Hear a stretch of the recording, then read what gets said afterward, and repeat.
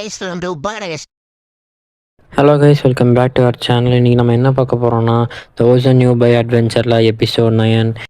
Episode ஸ்டார்டிங்கில் பார்த்திங்கன்னா Rick gladiator already ஸ்ட்ராங்காக இருப்பான். பட் அது ட்விஸ்ட் என்னென்னா, அவனுக்கு அது அவனோட ஸ்ட்ரென்த்தை பற்றி ஃபுல்லாக புரியாது. அவன் மைண்ட் செட் எப்படி இருக்கும்னா, நான் இன்னும் வீக்காக தான் இருக்கேன், இன்னும் ட்ரெயின் பண்ணணும் மாதிரி சொல்லுவான். பட் ரியாலிட்டி என்னென்னா, அவன் டாப் டயர் லெவலில் இருப்பான். அதுவும் இல்லாமல் இந்த கில்டு இருக்கிறவங்களாம் வந்து பார்த்துட்டு, இவன் வந்து லேட்டாக வந்தவன், அதனால் கொஞ்சம் வீக்காக தான் இருப்பான்னு சொல்லி நினச்சிட்டு இருப்பாங்க. பட் அவன் வந்து பார்த்திங்கன்னா ஒரு எக்ஸ்பீரியன்ஸான அட்வென்ச்சர்.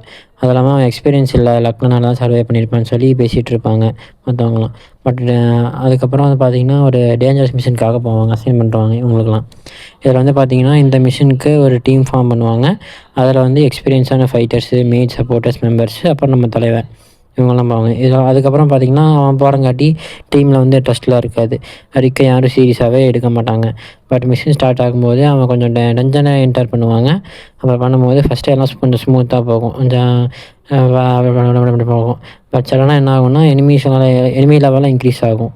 அப்புறம் இந்த நார்மல் மிஷின்ஸ் எல்லாம் புரியும், இது நார்மல் மிஷின் இல்லைன்னு சொல்லி மாதிரி புரியும். டீம் பேனிக் ஆகும்போது எக்ஸ்பீரியன்ஸான ஃபைட்டர் கூட கன்ஃபியூஸ் ஆகிறாங்க. பட் பிளான் இல்லை, கோஆர்டினேஷனும் இல்லை எல்லாத்துக்குமே. இங்கே தான் ரிக் கிளாடியேட்டர் டிஃப்ரென்ஸ் காமிப்பான். எப்படின்னா, அவன் ரஷ் பண்ண மாட்டான், கிளாமாக அப்சர்வ் பண்ணுவான். எனிமி அட்டாக் பேட்டர்ன் எப்படி இருக்கும், மொமெண்டம் எப்படி இருக்கும், வீக் ஸ்பாட் அவன் கண்டுபிடிப்பான். இதெல்லாம் கண்டுபிடிச்சி லைட் ஸ்பீட் அனலைஸ் பண்ணுவான், எந்த இதில் போகிறான் அப்படின்னு சொல்லிட்டு. ரிக்கோட பாஸ்ட் ட்ரைனிங்கில் வந்து பார்த்திங்கன்னா, அவன் ஒரு கிலோமீட்டர்ஸில் வந்து கிட்ட ட்ரெயின் பண்ணுவான்ல. பண்ணும்போது கொஞ்சம் அந்த பார்ட்டி யாருன்னா வேர்ல்டில் ஸ்ட்ராங்கஸ்டான குரூப்ஸ், ஓகேவா. ஸோ இவ்வளோ டேஞ்சரஸான சுச்சுவேஷன் கூட ரிக்கு நார்மல் மாதிரி தான். அவங்ககிட்ட ட்ரெயின் பண்ணங்காட்டி ரிக்கு இன்ஸ்ட்ரக்ஷன் கொடுக்க ட்ரை பண்ணுவான். பட் பேக் சைடு வீக் டைமிங்கில் கரெக்டாக அட்டாக் பண்ணுவாங்கன்னு சொல்லுவான். பட் டீம் இனிஷியல் கேட்க மாட்டாங்க, ஏன்னா கொஞ்சம் ஈகோ பார்க்குறாங்க. அதுதான் மேட்ரு.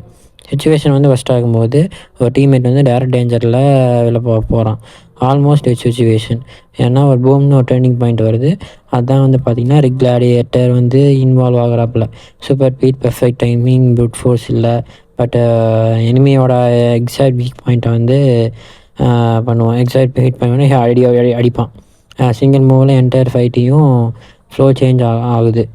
அதை வந்து பார்த்திங்கன்னா இந்த டீம் எல்லாருமே ஷாக் ஆவாங்க, என்னடா அப்படின்னு. யாருன்னு பார்த்தா இந்த பையனா அப்படின்னு மாதிரி ஷாக் ஆவாங்க. அப்புறம் இவன் சைலண்ட் ஆகிடுவான். ரிக்கா அண்டர்ஸ்டிமேட் பண்ணிட்டோமேன்னு சொல்லிட்டு தப்புன்னு புரியும் எல்லாத்துக்கும். ஃபைட் கண்டினியூ ஆகும். இந்த டைமிங்கில் டீம் ரிக்க இன்ஸ்ட்ரக்ஷன் ஃபாலோ பண்ணுவான். கோஆர்டினேஷன் இம்ப்ரூவ் ஆகும். ஃபைனலாக வந்து பார்த்திங்கன்னா எனிமி வந்து செத்துடுவான். Mission success. ஆஃப்டர் ஃபைட்டுக்கு அப்புறம் ஆட்டிடியூட் வந்து சேஞ்ச் நடக்குது. அது எக்ஸ்பீரியன்ஸ் அண்ட் ஃபைட்டர்ஸ்க்கு ஃபுல் ரெஸ்பெக்ட் கொடுக்கல, பட் இக்னோர் பண்ண முடியாதுன்னு அக்செப்ட் பண்ணுவாங்க. அதுக்கப்புறம் என்ன நடக்குதுன்னா, ரிக்கை வந்து என்ன பண்ணுறான்னா எகைன் சேமாக நடக்குது. அந்த டைம் வந்து ஈகோ பார்க்க மாட்டாங்க, எந்த ஒரு என்ட்ரிங்கும் இருக்காது, டீம் எஃபோர்ட் தான் இருக்கும் சொல்லிவிட்டு காமாக இருப்பான். அப்போ இதுதான் biggest twist. Rick already OP லெவலில் இருப்பான். பட் அவனுக்கு அவனோட பவரை பற்றி இன்னும் முழுசாக தெரியல. So thank you guys. இதை விட மோர் இன்ட்ரெஸ்டிங்கான அனிமி வேணும்னா சொல்லுங்கள், நான் கமெண்ட் பண்ணுங்கள். நான் வந்து முடிஞ்ச அளவுக்கு போக ட்ரை பண்ணுறேன்.